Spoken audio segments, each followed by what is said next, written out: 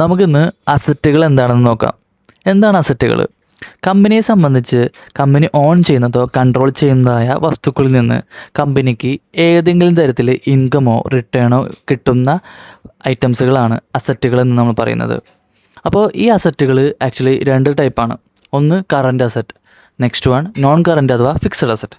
അപ്പോൾ നമുക്ക് current asset എന്താണെന്ന് നോക്കാം. കറൻറ്റ് അസറ്റ് എന്താണെന്ന് വെച്ച് കഴിഞ്ഞിട്ടുണ്ടെങ്കിൽ കമ്പനിക്ക് ഒരു വർഷത്തിനുള്ളിൽ അതിൻ്റെ വാല്യൂ ക്യാഷായിട്ട് കിട്ടുന്ന ഐറ്റംസുകളാണ് കറൻറ്റ് അസറ്റുകൾ. അതായത് ഇതിൻ്റെ എക്സാമ്പിൾ പറയുകയാണെങ്കിൽ അക്കൗണ്ട് റിസീവബിൾ, ക്യാഷ്, ബാങ്ക് എന്നിവയാണ്. ഇനി നോൺ കറൻറ്റ് അസറ്റ് അഥവാ ഫിക്സഡ് അസറ്റ് എന്ന് പറയുന്നത് കമ്പനി ഒരു വർഷത്തിൽ കൂടുതൽ അതിൻ്റെ ബെനിഫിറ്റ് യൂസ് ചെയ്യുന്നതോ കമ്പനി ദീർഘകാലം യൂസ് ചെയ്യുന്നതായിട്ടുള്ള ഐറ്റംസുകളാണ് ഈ ഫിക്സഡ് അസറ്റ് എന്ന് പറയുന്നത്. അതായത് ലാൻഡ്, ബിൽഡിംഗ്, ഫർണിച്ചർ എന്നിവയൊക്കെയാണ്.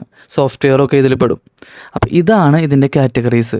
അപ്പോൾ നമ്മൾ ഇനി മുതൽ അസറ്റുകൾ ഐഡൻറ്റിഫൈ ചെയ്ത് ജേണൽ എൻട്രി എഴുതുമ്പോൾ ലെഡ്ജറുകൾ ഐഡൻറ്റിഫൈ ചെയ്ത് കൂട്ടാനും കുറയ്ക്കാനുള്ളത് നമ്മൾ ഐഡൻറ്റിഫൈ ചെയ്യണം. അപ്പോൾ മുൻപത്തെ വീഡിയോസ് കണ്ടു കഴിഞ്ഞിട്ടുണ്ടെങ്കിൽ അതിനെക്കുറിച്ച് മെൻഷൻ ചെയ്യുന്നുണ്ട് ഓൾറെഡി. അപ്പോൾ അസറ്റ് എന്താണെന്ന് നിങ്ങൾക്ക് മനസ്സിലായി കാണുമെന്ന് ഞാൻ വിചാരിക്കുന്നു. ഫോളോ ചെയ്യാൻ മറക്കല്ല.